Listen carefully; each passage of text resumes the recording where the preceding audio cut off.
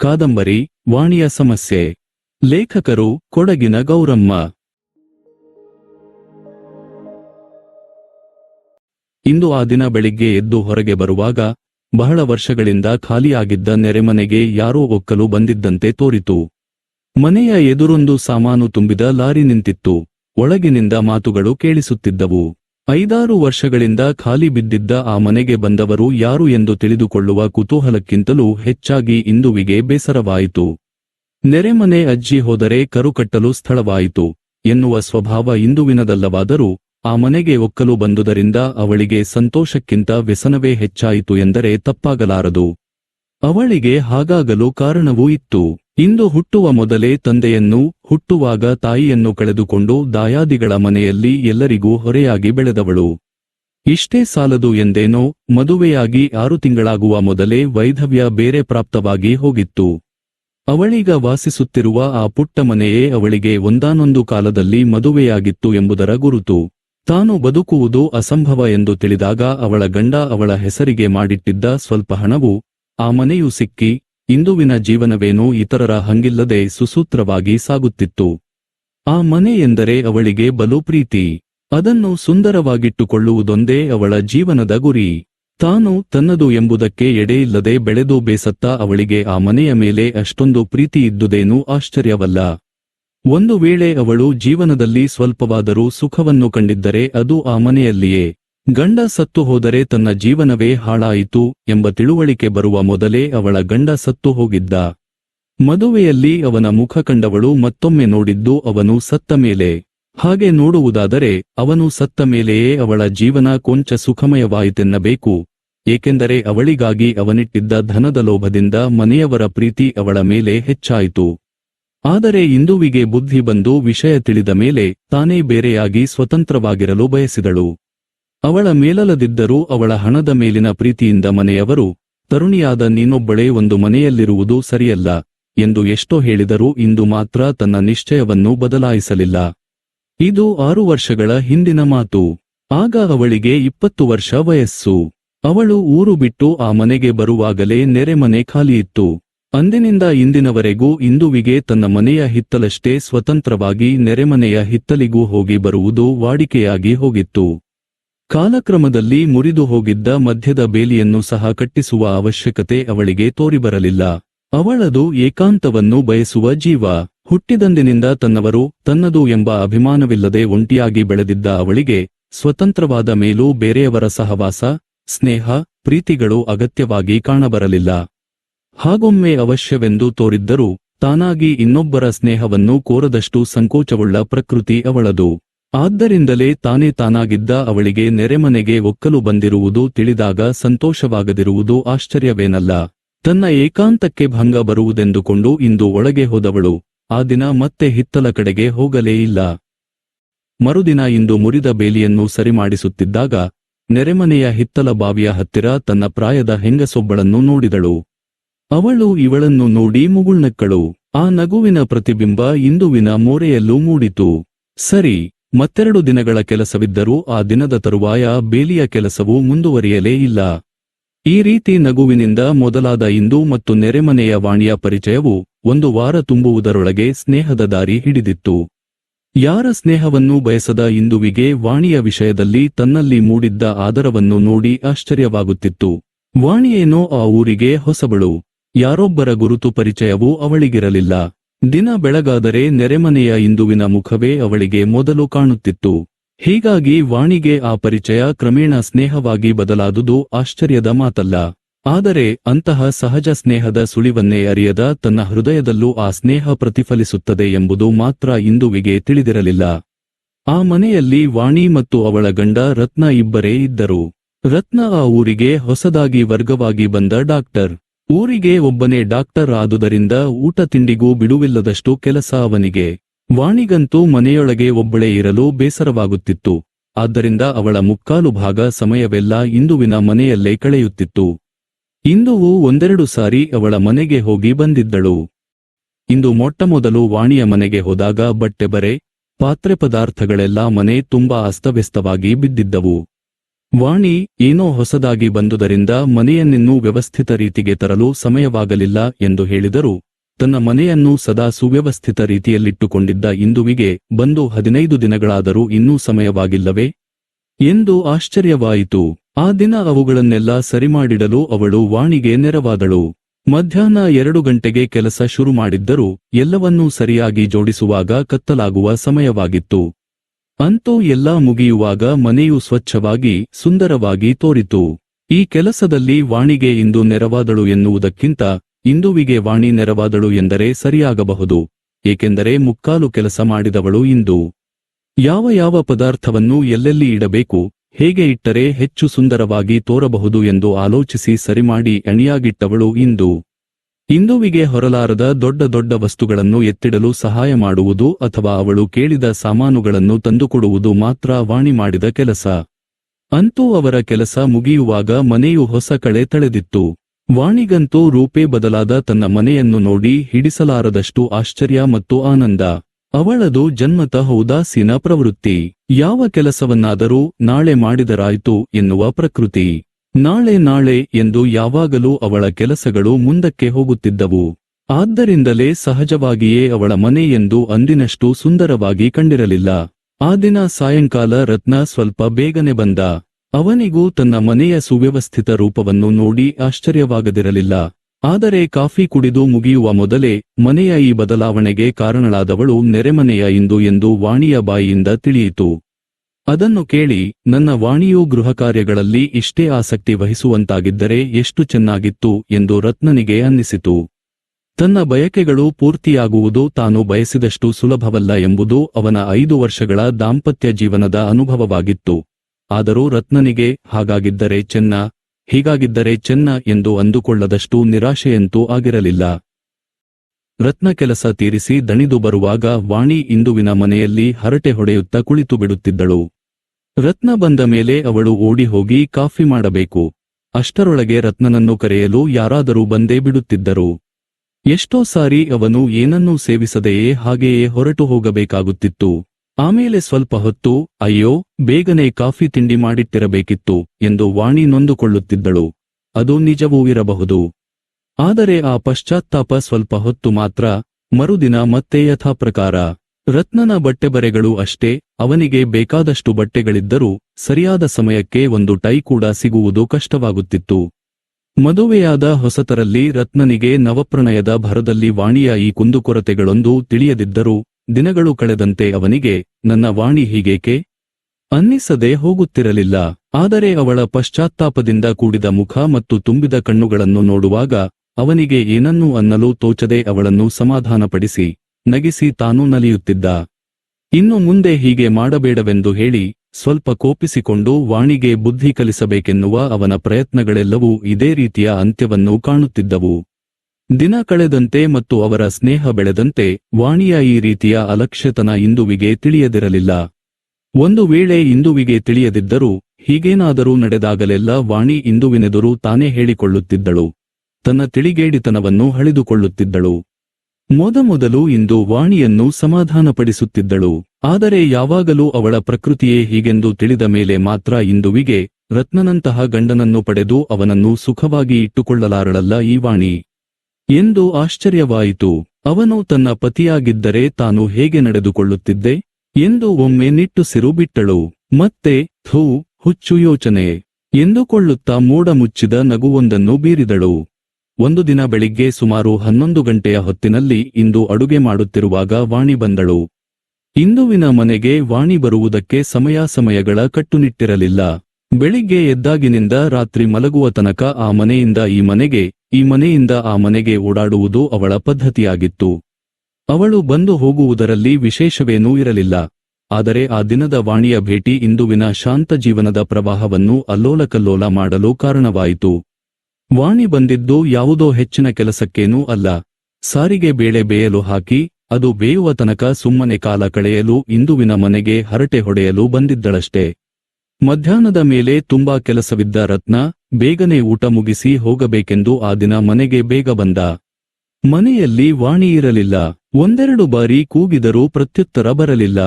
ಕೊನೆಗೆ ಹಿತ್ತಲಲ್ಲಿರಬಹುದೇನೋ ಎಂದು ಬಂದು ನೋಡುವಾಗ ಇಂದುವಿನ ಮನೆಯಿಂದ ವಾಣಿಯ ಮಾತು ಕೇಳಿಸಿತು. ಮಧ್ಯಾಹ್ನದ ವೇಳೆಯಲ್ಲಿ ಮಾಡುವ ಕೆಲಸ ಬಿಟ್ಟು ನೆರೆಮನೆಯಲ್ಲಿ ಸಮಯ ಕಳೆಯುತ್ತಿದ್ದಾಳೆಯಲ್ಲ ಎಂದು ಅವನಿಗೆ ಸ್ವಲ್ಪ ಕೋಪವೂ ಬಂತು. ವಾಣಿ ಎಂದು ಸ್ವಲ್ಪ ಗಟ್ಟಿಯಾಗಿಯೇ ಕೂಗಿದ. ಆದರೆ ಹರಟೆಯ ಸಂಭ್ರಮದಲ್ಲಿದ್ದ ವಾಣಿಗೆ ಅದು ಕೇಳಿಸಲಿಲ್ಲ. ಇತ್ತ ಅವಳ ಮಾತಿನ ಗಲಾಟೆಯಲ್ಲಿ ಇಂದುವಿಗೂ ಕೇಳಿಸುವಂತಿರಲಿಲ್ಲ. ಮಾತಿನಲ್ಲಿ ಮುಳುಗಿದ್ದ ಅವರು ರತ್ನ ಹಿತ್ತಲ ಬೇಲಿಯ ಹತ್ತಿರ ಬಂದು ಪುನಃ ಜೋರಾಗಿ ವಾಣಿ ಎಂದು ಕೂಗಿದಾಗ ಗಾಬರಿಯಾದರು. ವಾಣಿಯಂತೂ ಅಯ್ಯೋ ಇಂದು ಇನ್ನೂ ಅಡುಗೆ ಆಗಿಲ್ಲ ಎಂದು ಅವಸರದಿಂದ ಹೊರಗೆ ಬಂದಳು. ಇಂದುವು ಅವಳನ್ನು ಹಿಂಬಾಲಿಸಿ ಬಾಗಿಲ ಹತ್ತಿರ ಬರುವಾಗ ಬೇಲಿಯ ಹತ್ತಿರ ನಿಂತಿದ್ದ ದಣಿದ ರತ್ನನನ್ನು ನೋಡಿದಳು. ವಾಣಿ ಎಷ್ಟೊತ್ತಾಯಿತು ಬಂದು? ಈಗಲೇ ಆಸ್ಪತ್ರೆಗೆ ಮತ್ತೆ ಹೋಗಬೇಕೆ ಎಂದು ಕೇಳುತ್ತಿದ್ದಳು. ಅವಳ ಮಾತುಗಳನ್ನು ಕೇಳಿ ಇಂದುವಿಗೆ ರತ್ನನಿಗೆ ಪುನಃ ಉಪವಾಸವ್ರತ ಕಾದಿದೆ ಎಂದು ತಿಳಿಯಿತು. ರತ್ನನಿಗೆ ಈ ಹಿಂದೆ ಅನೇಕ ಬಾರಿ ಇಂತಹ ಅನುಭವಗಳಾಗಿದ್ದರೂ ಇಂದುವಿಗೆ ಇದು ಮೊದಲನೇರ ಅನುಭವ. ತಾನು ವಾಣಿಯ ಸಮಯವನ್ನು ಹಾಳು ಹರಟೆಗೆ ಬಳಸಿಕೊಳ್ಳಲು ಸಹಾಯಕಳಾದೆನಲ್ಲ ಎಂದು ಅವಳಿಗೆ ಬಹಳ ಬೇಸರವಾಯಿತು. ಬಾಗಿಲ ಸಂದಿನಿಂದ ದಣಿದು ಬೆಂಡಾಗಿದ್ದ ರತ್ನನನ್ನು ನೋಡುತ್ತಿದ್ದಂತೆ ಮನಸ್ಸಿನಲ್ಲಿ ಏನೇನೋ ಯೋಚನೆಗಳು ಒಂದರ ಮೇಲೊಂದಾಗಿ ಬರತೊಡಗಿದವು. ಅವುಗಳನ್ನು ಹಿಂಬಾಲಿಸುವಂತೆ ನಿಡಿದಾದ ನಿಟ್ಟುಸಿರೊಂದು ಹೊರಬಂತು. ಕಣ್ಣೀರು ಸುರಿಯಲು ಇಷ್ಟೇ ಸಾಕಾಗಿತ್ತು. ಅಯ್ಯೋ ದೇವರೇ ಎಂದು ಉಕ್ಕುತ್ತಿದ್ದ ಕಣ್ಣೀರನ್ನು ಸೆರಗಿನಿಂದ ಒರೆಸುತ್ತಾ ಒಳಗೆ ಬಂದಳು. ಅಷ್ಟರೊಳಗೆ ವಾಣಿ ಮತ್ತು ರತ್ನ ಇಬ್ಬರೂ ತಮ್ಮ ಮನೆಯ ಜಗಲಿ ತಲುಪಿದ್ದರು. ಇಂದು ಒಳಗೆ ಬಂದಳು. ಒಂದೇ ಒಂದು ಗಳಿಗೆಯ ಹಿಂದೆ ಅವಳ ಜೀವನದಲ್ಲಿ ಶಾಂತಿಯಿತ್ತು, ಸಂತೋಷವಿತ್ತು, ಏನೋ ಒಂದು ತರದ ತೃಪ್ತಿಯೂ ಇತ್ತು. ತನ್ನ ಮನೆ, ಅದರ ಸೌಂದರ್ಯ ಮತ್ತು ಸ್ವಚ್ಛತೆಗಳ ಬಗ್ಗೆ ಅಭಿಮಾನವಿತ್ತು. ಆದರೆ ಅದೇಕೋ ಆ ಒಂದು ಗಳಿಗೆಯ ಹಿಂದಿದ್ದ ಅವಳ ಆನಂದ, ಅಭಿಮಾನ, ಶಾಂತಿ, ತೃಪ್ತಿ ಎಲ್ಲವೂ ಇಂದು ಒಳಗೆ ಬರುವಷ್ಟರಲ್ಲಿ ಮಾಯವಾಗಿದ್ದವು. ಅವುಗಳ ಸ್ಥಾನವನ್ನು ಹಿಂದೆಂದೂ ಇಂದುವನ್ನು ಬಾಧಿಸದ ಪ್ರಶ್ನೆಗಳು ಬಂದು ಆವರಿಸಿದ್ದವು. ಯಾವುದರ ಬೆಲೆಯನ್ನೂ ಅರಿಯದ ವಾಣಿಗೆ ಎಲ್ಲವನ್ನೂ ಕೊಟ್ಟ ದೇವರು ತನ್ನ ಜೀವನವನ್ನೇಕೆ ಅಂಧಕಾರಮಯವನ್ನಾಗಿ ಮಾಡಿದ ಎಂಬುದು ಎಲ್ಲಕ್ಕಿಂತಲೂ ಅವಳಿಗೆ ದೊಡ್ಡ ಪ್ರಶ್ನೆಯಾಗಿ ತೋರಿತು.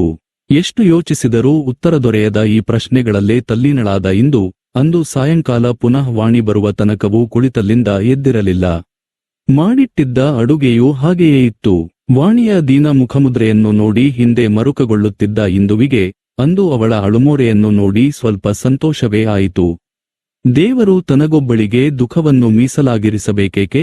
ವಾಣಿಗೂ ಅದರ ರುಚಿ ಕೊಂಚ ತಿಳಿಯಲಿ ಎಂದು ಮನದಲ್ಲೇ ಹೇಳಿಕೊಂಡಳು. ತಾನು ಆ ರೀತಿ ಬಯಸುವುದು ಸ್ವಾರ್ಥವೆಂದು, ತನ್ನ ದುಃಖಕ್ಕೆ ಕಾರಣಳು ವಾಣಿ ಅಲ್ಲವೆಂದು ಇಂದುವಿಗೆ ತಿಳಿದಿದ್ದರೂ ವಾಣಿಯ ಬಾಡಿದ ಮುಖವು ಅವಳಲ್ಲಿ ಕರುಣೆಯನ್ನು ಹುಟ್ಟಿಸಲಿಲ್ಲ. ವಾಣಿ ಅಳುತ್ತಾ ಎಂದು ಏನೂ ಅನ್ನದಿದ್ದವರು ಇಂದು ಕೋಪಿಸಿಕೊಂಡು ಹೊರಟು ಹೋದರು ಎಂದು ಹೇಳುವಾಗ ಇಂದುವಿಗೆ ಒಂದು ತರದ ಆನಂದವೇ ಆಯಿತು. ಆದರೆ ಮರುಕ್ಷಣವೇ ಆ ರೀತಿ ಸಂತೋಷಪಡುವುದು ತಪ್ಪು ಎಂದು ಅಂತಹ ಭಾವನೆಗಳಿಗೆ ಎಡೆಕೊಡದಿದ್ದ ಇಂದುವಿನ ಮನಸ್ಸು ಎಚ್ಚರಿಸಿತು. ಆಗ ಅವಳಿಗೆ ತನ್ನ ನೀಚ ಭಾವನೆಗಳಿಗಾಗಿ ನಾಚಿಕೆಯಾಯಿತು. ಆ ಭಾವನೆಗಳಿಗೆ ಎಡೆಕೊಟ್ಟ ತಪ್ಪಿನ ಪ್ರಾಯಶ್ಚಿತ್ತವಾಗಿ ವಾಣಿಯನ್ನು ಸಮಾಧಾನಪಡಿಸಿ ಅವಳ ಮನೆಗೆಲಸಕ್ಕೆ ನೆರವಾದಳು. ಎಲ್ಲ ಕೆಲಸಗಳನ್ನು ಮುಗಿಸಿ ಇಂದು ತನ್ನ ಮನೆಗೆ ಹಿಂದಿರುಗುವುದಕ್ಕೂ ರತ್ನ ತನ್ನ ಮನೆಗೆ ಬರುವುದಕ್ಕೂ ಸರಿಯಾಯಿತು. ರತ್ನನಿಗೂ ಮಧ್ಯಾಹ್ನದಿಂದ ನೆಮ್ಮದಿಯಿರಲಿಲ್ಲ ಎಂದು ವಾಣಿಯೊಡನೆ ಅಷ್ಟು ಕೋಪಿಸಿಕೊಂಡವನಲ್ಲ ಅವನು. ಬಹಳ ದಿನಗಳಿಂದ ಅಡಗಿದ್ದ ಅವನ ಅಸಮಾಧಾನವು ಅಂದು ಹಸಿವಿನ ಭರದಲ್ಲಿ ತಡೆಯಲಾರದೆ ಕೋಪಕ್ಕೆ ಎಡೆಮಾಡಿಕೊಟ್ಟಿತ್ತು. ಕೋಪ ಇಳಿಯುತ್ತಾ ಬಂದಂತೆ ಅವನಿಗೆ ತನ್ನ ವರ್ತನೆಗಾಗಿ ಸ್ವಲ್ಪ ನಾಚಿಕೆಯಾಯಿತು. ವಾಣಿ ಎಷ್ಟು ನೊಂದುಕೊಂಡಿರುವಳೋ ಎಂದುಕೊಂಡು ಕ್ಲಬ್ಬಿಗೆ ಸಹ ಹೋಗದೆ ನೇರವಾಗಿ ಮನೆಗೆ ಬಂದಿದ್ದ. ಆದರೆ ಅವನೆಣಿಸಿದಂತೆ ವಾಣಿ ದೀಪವನ್ನು ಹಚ್ಚದೆ ಅಳುತ್ತಾ ಮಲಗಿರಲಿಲ್ಲ. ಅವನ ಮನೆ ಇಂದುವಿನ ಕೈವಾಡದಿಂದ ನೂತನ ರೂಪ ತಳೆದು ದೀಪದ ಬೆಳಕಿನಲ್ಲಿ ಬೆಳಗುತ್ತಿತ್ತು. ನಗುಮುಖದ ವಾಣಿ ಅವನ ಬರುವನ್ನೇ ಎದುರು ನೋಡುತ್ತಾ ಅಡುಗೆಯನ್ನು ಸಿದ್ಧಪಡಿಸಿ ಕಾಯುತ್ತಿದ್ದಳು. ಆದರೆ ಇದೆಲ್ಲವನ್ನೂ ನೋಡಿ ಅವನಿಗಾದ ಆಶ್ಚರ್ಯ ಮತ್ತು ಆನಂದ ಕೇವಲ ಒಂದೇ ಒಂದು ಕ್ಷಣ ಮಾತ್ರ. ವಾಣಿಯು ಬಡಿಸುತ್ತಿದ್ದ ಅಡುಗೆಯನ್ನು ಉಣ್ಣುತ್ತಿರುವಾಗಲೇ ಇದು ನೆರೆಮನೆಯ ಇಂದುವಿನ ಕೃತಿಯೆಂದು ಅವನಿಗೆ ತಿಳಿಯದೆ ಹೋಗಲಿಲ್ಲ. ಅದು ತಿಳಿದ ಮೇಲೆ ಹಿಂದಿನಂತೆ ನನ್ನ ವಾಣಿಯೂ ಹೀಗೆಯೇ ಕಾರ್ಯಕುಶಲೆಯಾಗಿದ್ದರೆ ಎಷ್ಟು ಚೆನ್ನ ಎಂದುಕೊಳ್ಳುವ ಬದಲು ತಾನೆಂದೂ ನೋಡದ ಇಂದುವಿನ ರೂಪವನ್ನು ಕಲ್ಪಿಸತೊಡಗಿದ.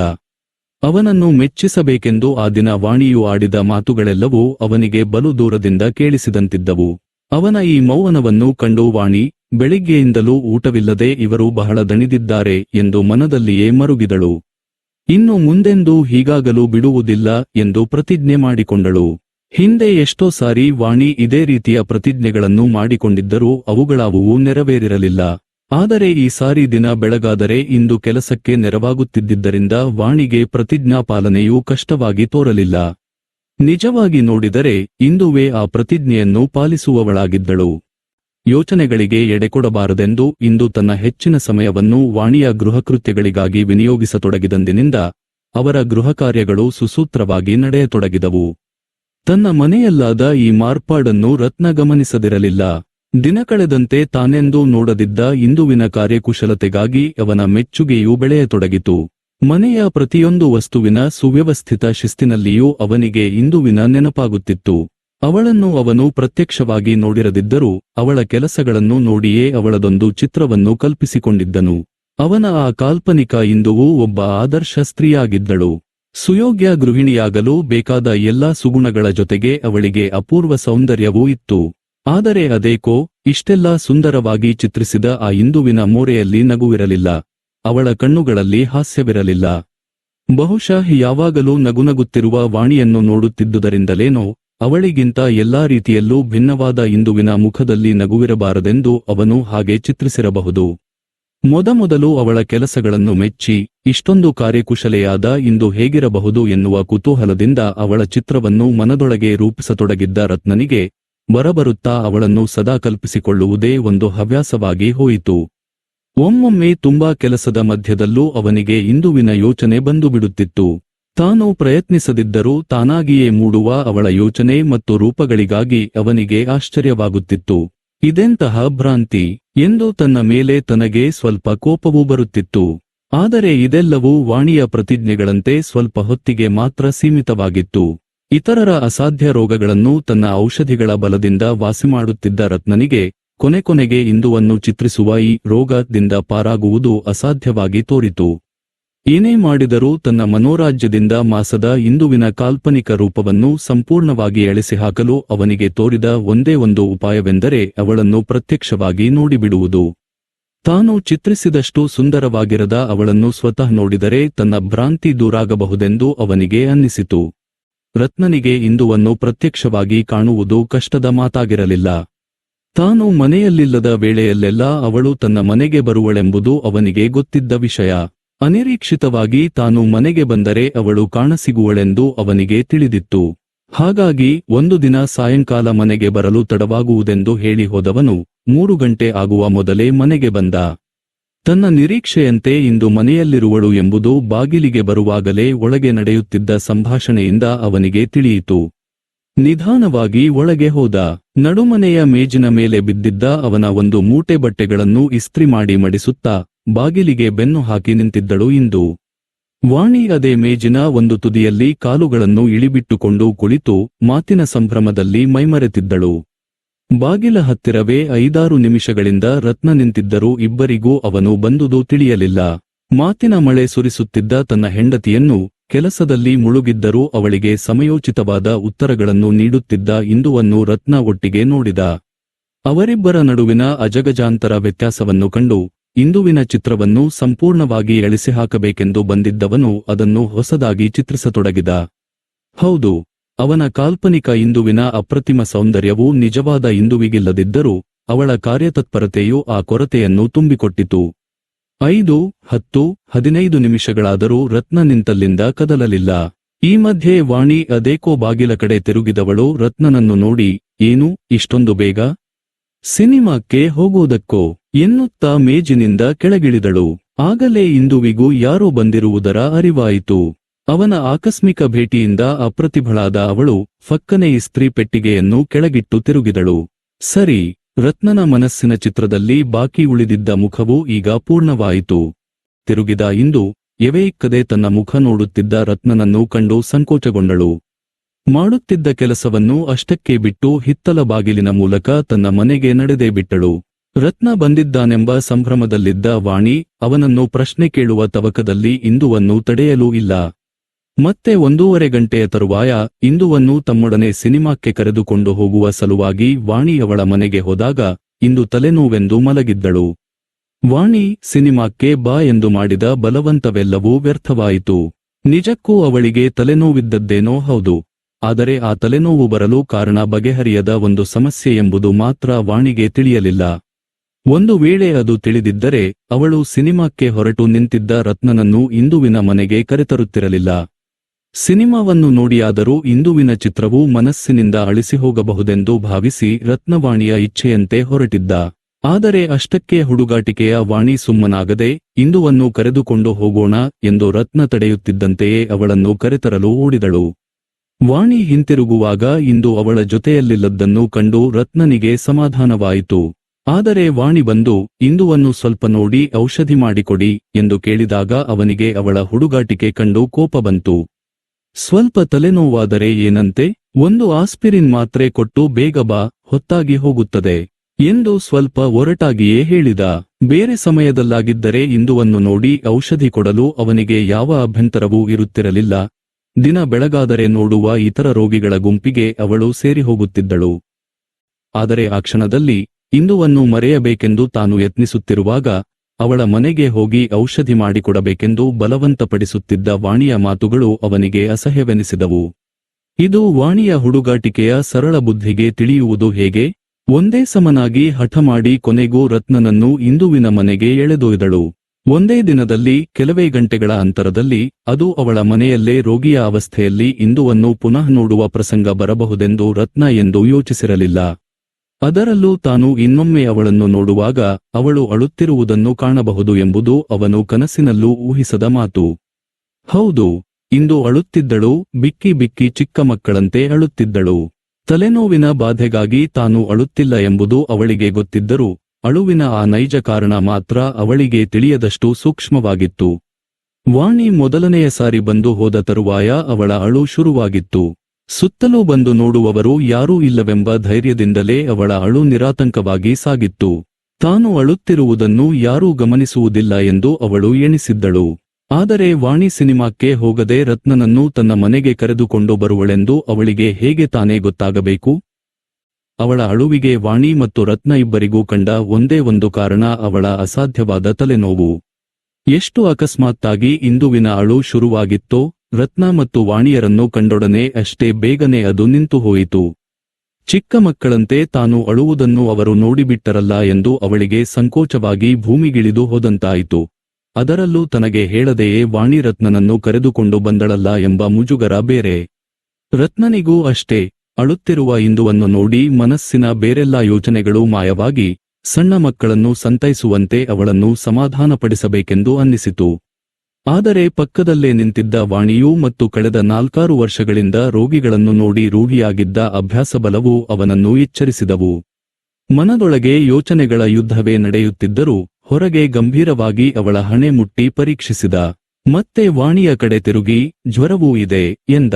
ಅದಕ್ಕೆ ವಾಣಿ, ನೀವು ಔಷಧಿ ಮಾಡಿಕೊಟ್ಟು ಸಿನಿಮಾಕ್ಕೆ ಹೋಗಿ, ನಾನಿಲ್ಲೇ ಇರುತ್ತೇನೆ ಎಂದು ಇಂದುವಿನ ವಿರೋಧವನ್ನು ಲೆಕ್ಕಿಸದೆ ಅಲ್ಲೇ ಕುಳಿತುಬಿಟ್ಟಳು. ರತ್ನ ಒಬ್ಬನೇ ಸಿನಿಮಾಕ್ಕೆ ಹೋದ. ಆದರೆ ಅಂದು ರಾತ್ರಿ ವಾಣಿ, ನೀವು ನೋಡಿದ ಚಿತ್ರ ಯಾವುದು ಎಂದು ಕೇಳಿದ್ದರೆ ಅಳುತ್ತಿದ್ದ ಇಂದುವಿನ ಮುಖ ಎಂದು ಅವನು ಹೇಳಬೇಕಾಗುತ್ತಿತ್ತು. ಅಂದಿನ ತಲೆನೋವು ಇಂದು ಮತ್ತು ರತ್ನನ ಪರಿಚಯಕ್ಕೆ ಅಡಿಗಲ್ಲಾಯಿತು. ಮೊದಮೊದಲು ರತ್ನನ ಎದುರು ಹೋಗಲು ನಾಚುತ್ತಿದ್ದ ಇಂದು ಈಗ ಅವನೊಡನೆ ನಿಸ್ಸಂಕೋಚವಾಗಿ ಮಾತನಾಡುತ್ತಿದ್ದಳು. ಅವರಿಬ್ಬರೊಡನೆ ಸಿನಿಮಾಕ್ಕೆ ಹೋಗುವುದು ಸಹ ಅವಳ ಕಾರ್ಯಕ್ರಮಗಳಲ್ಲಿ ಸೇರಿಹೋಯಿತು. ಹೀಗೆ ನೆರೆಮನೆಗೆ ಒಕ್ಕಲು ಬಂದು 6 ತಿಂಗಳು ತುಂಬುವ ಮೊದಲೇ ಇಂದುವಿನ ಏಕಾಂತ ಜೀವನ ಸಂಪೂರ್ಣವಾಗಿ ಬದಲಾಯಿತು. ಆದರೆ ಆ ಬದಲಾವಣೆ ಕೇವಲ ಹೊರನೋಟಕ್ಕೆ ಅಷ್ಟೇ. ಅದರಿಂದ ಅವಳಿಗೆ ಹೆಚ್ಚಿನ ಶಾಂತಿ ಅಥವಾ ಸುಖ ದೊರೆಯಿತೆಂದರೆ ತಪ್ಪಾಗುವುದು. ಆ ಮನೆಗೆ ಮೊದಲು ಬಂದಾಗ ತನ್ನ ಮನೆ, ತನ್ನ ಸ್ವತಂತ್ರ ಜೀವನ ಮತ್ತು ತಾನು ಸುಖವಾಗಿದ್ದೇನೆ ಎಂಬ ಅಭಿಮಾನ ಹಾಗೂ ತೃಪ್ತಿ ಈಗ ಅವಳಲ್ಲಿರಲಿಲ್ಲ. ನಾನು ಸುಖವಾಗಿದ್ದೇನೆ, ಒಂಟಿಯಾಗಿಯೇ ಇರಬಲ್ಲೆ ಎಂದಿದ್ದ ಅವಳ ಭಾವನೆಯು ವಾಣಿ ಮತ್ತು ರತ್ನನ ಸಂಸಾರವನ್ನು ನೋಡಿದಂದಿನಿಂದ ತನ್ನ ಜೀವನದಲ್ಲಿಯೂ ಒಂದು ದೊಡ್ಡ ಕೊರತೆ, ಅಭಾವ ಇದೆ ಎಂಬುದನ್ನು ಕಂಡುಕೊಂಡಿತ್ತು. ಮೊದಲು ಬಲು ಅಸ್ಪಷ್ಟವಾಗಿ ಮೊಳೆತ ಈ ಭಾವನೆಯು ವಾಣಿ ಮತ್ತು ರತ್ನರಲ್ಲಿ ಹೆಚ್ಚಿನ ಒಡನಾಟ ಬೆಳೆದಂತೆಲ್ಲ ಚಿಗುರುತ್ತಲೇ ಇತ್ತು. ರತ್ನನು ಸದಾ ಇವಳ ಬಗ್ಗೆಯೇ ಯೋಚಿಸುತ್ತಿದ್ದುದರಿಂದಲೇನೋ ಅವಳ ಮನಸ್ಸು ತನ್ನ ಇಚ್ಛೆಗೆ ವಿರುದ್ಧವಾಗಿ ರತ್ನನ ಕಡೆಗೆ ಒಲಿಯತೊಡಗಿತ್ತು. ಇಂದು ಮತ್ತು ರತ್ನರ ಮನಸ್ಸಿನಲ್ಲಿ ಒಬ್ಬರಿಗೊಬ್ಬರಿಗೆ ತಿಳಿಯದಂತೆ ಈ ರೀತಿಯ ಭಾವನೆಗಳು ಮೂಡಿ ಮೊಳೆಯುತ್ತಿದ್ದಾಗ ವಾಣಿಗೆ ಅಕಸ್ಮಾತ್ತಾಗಿ ತವರು ಮನೆಗೆ ಹೋಗುವ ಪ್ರಸಂಗ ಬಂದಿತು. ಬೇಸಿಗೆಯಲ್ಲಿ 1 ತಿಂಗಳು ರಜೆ ಪಡೆದು ಗಂಡ ಹೆಂಡಿರಿಬ್ಬರೂ ಜೊತೆಯಾಗಿ ಹೋಗುವುದೆಂದು ಮೊದಲೇ ನಿಶ್ಚಯವಾಗಿತ್ತು. ಆದರೆ ಅನಿರೀಕ್ಷಿತವಾಗಿ ಅವಳ ತಾಯಿಗೆ ಕಾಯಿಲೆ ಎಂದು ತಿಳಿದು ಅವಳ ಅಣ್ಣ ಅವಳನ್ನು ಕರೆದುಕೊಂಡು ಹೋಗಲು ಬಂದುಬಿಟ್ಟ. ರತ್ನನಿಗೆ ಆ ಸಮಯದಲ್ಲಿ ರಜೆ ಸಿಗುವಂತಿರಲಿಲ್ಲ. ಆದ್ದರಿಂದ ವಾಣಿ ಒಬ್ಬಳೇ ಅಣ್ಣನೊಡನೆ ಹೊರಟು ಹೋದಳು. ಮುಗ್ಧ ಹುಡುಗಿ ಹೋಗುವಾಗ ಇಂದುವಿನೊಡನೆ, ಇಂದು ಅಮ್ಮನಿಗೆ ಕಾಯಿಲೆ ವಾಸಿಯಾದೊಡನೆಯೇ ಬಂದು ಬಿಡುತ್ತೇನೆ, ನಾನು ಬರುವ ತನಕ ಸ್ವಲ್ಪ ನಮ್ಮ ಮನೆಯ ಕಡೆ ನೋಡಿಕೋ ಎಂದಳು. ರತ್ನನು ಅಲ್ಲೇ ನಿಂತಿದ್ದ. ಇಂದು ಬೇರೇನೂ ಹೇಳಲಾರದೆ ಹೂಂ ಎಂದಳು. ಆದರೆ ವಾಣಿಯೊಡನೆ ಹೂಂ ಎಂದದ್ದು ಅಷ್ಟಕ್ಕೇ ಮುಗಿಯಿತು. ಅವಳು ಹೊರಟು ಹೋದ ತರುವಾಯ ಇಂದು ಆ ಕಡೆ ತಲೆ ಹಾಕಲಿಲ್ಲ.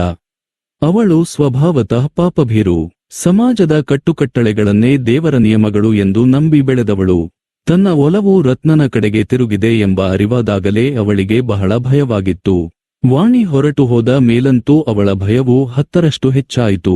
ತನ್ನ ಶಾಂತ ಜೀವನದ ಪ್ರವಾಹವನ್ನು ಕಲಕಿ ಕದಡುವ ಈ ಯೋಚನೆಗಳಿಗೆ ಹೃದಯದಲ್ಲಿ ಎಡೆಕೊಟ್ಟಿದ್ದು ಹೇಗೆ, ಏಕೆ ಎಂಬ ಪ್ರಶ್ನೆಗಳು ಸದಾ ಅವಳನ್ನು ಬಾಧಿಸತೊಡಗಿದವು. ಆದರೆ ಈ ಯೋಚನೆಗಳ ಜೊತೆಯಲ್ಲೇ ರತ್ನನ ಮೂರ್ತಿಯು ಅವಳ ಹೃದಯದಲ್ಲಿ ಅಚ್ಚೊತ್ತಿ ಹೋಗಿತ್ತು. ವಾಣಿಯ ಪತಿಯನ್ನು ತಾನು ಪ್ರೀತಿಸುವುದು ಅನುಚಿತ ಎಂಬುದು ಅವಳಿಗೆ ತಿಳಿದಿದ್ದರೂ ಆ ವಿಷಯದಲ್ಲಿ ಅವಳು ಅಸಹಾಯಕಳಾಗಿದ್ದಳು. ಅವನನ್ನು ಪ್ರೀತಿಸದಿರುವುದು ಅವಳ ಶಕ್ತಿಗೆ ಮೀರಿದ ಮಾತಾಗಿತ್ತು.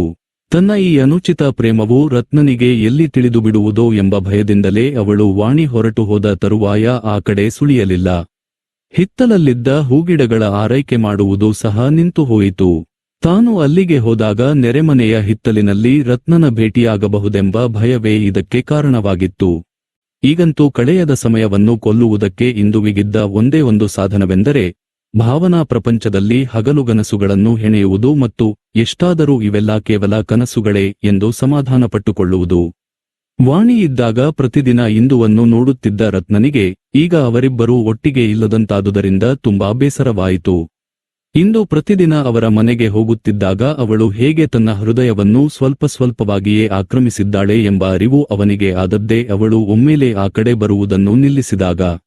ಅವಳು ನಮ್ಮ ಮನೆಗೆ ಬಾರದಿರುವುದು ಒಳ್ಳೆಯದೇ ಆಯಿತು ಎಂದು ಒಂದು ಕ್ಷಣ ಅವನಿಗೆ ಅನ್ನಿಸಿದರೂ ಅವನ ಚಪಲ ಮನಸ್ಸು ಮಾತ್ರ ಅವಳ ದರ್ಶನಕ್ಕಾಗಿ ತವಕಿಸುತ್ತಿತ್ತು. ವಾಣಿ ಹೊರಟು ಹೋದ ಮೇಲೆ ಅವನಿಗೆ ಹೋಟೆಲಿನಲ್ಲಿ ಊಟ, ಕ್ಲಬ್ಬಿನಲ್ಲಿ ವಾಸ ಎಂಬಂತಾಯಿತು. ಮನೆಗೆ ಬರಬೇಕೆಂದರೆ ಅದು ಕೇವಲ ಬಟ್ಟೆ ಬದಲಾಯಿಸುವುದಕ್ಕೆ ಮತ್ತು ರಾತ್ರಿ ನಿದ್ರೆ ಮಾಡುವುದಕ್ಕೆ ಮಾತ್ರ. ಕ್ಲಬ್ಬಿನಿಂದ ಕೊನೆಯ ವ್ಯಕ್ತಿ ಹೊರಹೋಗುವ ತನಕವೂ ಅವನು ಅಲ್ಲೇ ಇರುತ್ತಿದ್ದ.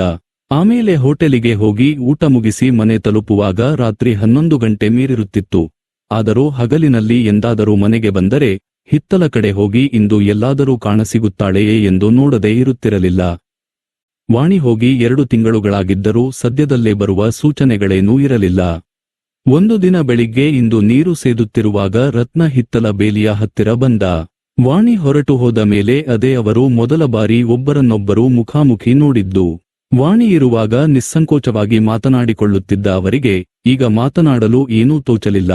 ಆದರೂ ಇಂದು ತಾನು ಸುಮ್ಮನಿದ್ದರೆ ತನ್ನ ಮನದ ಭಾವನೆಗಳಲ್ಲಿ ಬಯಲಾಗುವುದೋ ಎಂಬ ಭಯದಿಂದ ವಾಣಿ ಯಾವತ್ತು ಬರ್ತಾಳೆ ಎಂದು ಕೇಳಿದಳು. ಅವಳ ಆ ಪ್ರಶ್ನೆಗೆ ಪ್ರತ್ಯುತ್ತರ ಕೊಡುವ ಬದಲು ರತ್ನ, ಆರೋಗ್ಯವಾಗಿದ್ದೀಯಾ ಇಂದಿರಾ? ಇದೇನು ಇತ್ತೀಚೆಗೆ ನಿನ್ನನ್ನು ಕಾಣುವುದೇ ಇಲ್ಲವಲ್ಲ ಎಂದು ಕೇಳಿದ. ಅದೇ ಮೊದಲ ಬಾರಿ ಅವಳು ಅವನ ಬಾಯಿಂದ ತನ್ನ ಹೆಸರನ್ನು ಕೇಳಿದ್ದು. ಅಂದಿನವರೆಗೂ ಅವಳಿಗೆ ತನ್ನ ಹೆಸರು ಅಷ್ಟೊಂದು ಸುಂದರವೆಂದು ತಿಳಿದಿರಲಿಲ್ಲ. ರತ್ನನ ಬಾಯಿಂದ ಹೊರಬಂದ ಮಾತ್ರಕ್ಕೆ ತನ್ನ ಹೆಸರಿನಲ್ಲಾದ ಆ ಬದಲಾವಣೆಯು ಅವಳ ಮುಖವನ್ನರಳಿಸಿತು. ಕಣ್ಣುಗಳು ಹೃದಯದ ಗುಟ್ಟುಗಳನ್ನೆಲ್ಲ ಹೊರಗೆಡವಿ ಅವನ ಮುಖವನ್ನು ನೋಡಿದವು. ರತ್ನನ ಕಣ್ಣುಗಳು ಮನದ ಭಾವನೆಗಳನ್ನು ಮುಚ್ಚಿಟ್ಟುಕೊಂಡಿರಲಿಲ್ಲ. ಅವನ ಆ ನೋಟವೇ ಭೂಮಿಯಿಂದ ಮೇಲಕ್ಕೆ ಹೋಗಿದ್ದ ಇಂದುವನ್ನು ಧರೆಗಿಳಿಸಿ ಅವಳು ಮರೆತಿದ್ದ ಕರ್ತವ್ಯವನ್ನು ಜಾಗೃತಗೊಳಿಸಿದ್ದು. ಮರುಕ್ಷಣವೇ ಸೇದಿದ್ದ ನೀರನ್ನು ಸಹ ತೆಗೆದುಕೊಳ್ಳದೆ ಅಲ್ಲಿಂದ ಹೊರಟು ಹೋದಳು. ರತ್ನ ಬಹಳ ಹೊತ್ತು ಅಲ್ಲೇ ನಿಂತಿದ್ದರೂ ಅವಳು ಪುನಃ ಹೊರಗೆ ಬರಲೇ ಇಲ್ಲ. ಮರುದಿನವೆಂದು 3 ದಿನ ರತ್ನ ಇಂದುವನ್ನು ನಿರೀಕ್ಷಿಸಿದರೂ ಅವಳ ದರ್ಶನವಾಗಲಿಲ್ಲ. 4ನೆಯ ದಿನ ಟಪ್ಪಾಲಿನ ಮೂಲಕ ಇಂದುವಿಗೊಂದು ಕಾಗದ ಬಂತು. ರತ್ನನ ಅಕ್ಷರಗಳ ಪರಿಚಯವಿದ್ದ ಅವಳಿಗೆ ಅದು ಅವನದೇ ಎಂದು ನೋಡಿದೊಡನೆಯೇ ತಿಳಿಯಿತು. ಅದನ್ನು ತಿಳಿದು ಬಹಳ ಹೊತ್ತು ಕಾಗದವನ್ನು ಒಡೆಯದೆಯೇ ಕೈಯಲ್ಲಿ ಹಿಡಿದುಕೊಂಡು ಆಲೋಚಿಸುತ್ತಾ ಕುಳಿತಿದ್ದಳು. ಬಲು ಹೊತ್ತಿನ ಮೇಲೆ ಅವಳು ಅಲ್ಲಿಂದ ಏಳುವಾಗಲೂ ಅದು ಒಡೆಯಲ್ಪಟ್ಟಿರಲಿಲ್ಲ. ಆದರೆ ಅವಳ ಕಣ್ಣೀರಿನಿಂದ ಪೂರ್ತಿ ಒದ್ದೆಯಾಗಿ ಹೋಗಿತ್ತು. ಹಾಗೆಯೇ ಆ ಕಾಗದವನ್ನು ಹಿಡಿದುಕೊಂಡು ಅಡುಗೆ ಮನೆಗೆ ಹೋದವಳು ಮರುಕ್ಷಣವೇ ಒಲೆಯಲ್ಲಿ ಉರಿಯುತ್ತಿದ್ದ ಬೆಂಕಿಗೆ ಅದನ್ನು ಹಾಕಿ ಬೂದಿ ಮಾಡಿದಳು. ಮತ್ತೊಂದು ವಾರದ ತರುವಾಯ ವಾಣಿ ತವರು ಮನೆಯಿಂದ ಬಂದಳು. ಬಂದವಳು ನೇರವಾಗಿ ಇಂದುವಿನ ಮನೆಗೆ ಹೋದಳು. ಇಂದುವಿನ ಮನೆಗೆ ಬೀಗ ಹಾಕಿರುವುದನ್ನು ಕಂಡು ವಾಣಿಯ ಆಶ್ಚರ್ಯಕ್ಕೆ ಮಿತಿಯಿಲ್ಲ.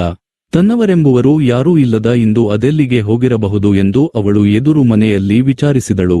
ಇಂದು ತನ್ನನ್ನು ಸಾಕಿದವರ ದಾಯಾದಿಗಳ ಮನೆಗೆ ಹೋಗಿದ್ದಾಳೆಂದು ತಿಳಿಯಿತು. ಇದನ್ನು ಕೇಳಿ ಅವಳಿಗೆ ಇನ್ನಷ್ಟು ಆಶ್ಚರ್ಯವಾಯಿತು.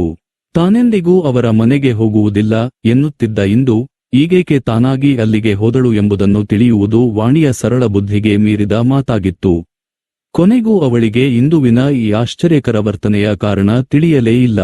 ಕಾರಣ ತಿಳಿದಿದ್ದ ರತ್ನನು ಅದನ್ನು ಹೇಳುವ ಪ್ರಯತ್ನ ಮಾಡದಿದ್ದರಿಂದ ಕೊನೆಯ ತನಕವೂ ವಾಣಿಗೆ ಅದು ಒಂದು ಸಮಸ್ಯೆಯಾಗಿಯೇ ಉಳಿಯಿತು.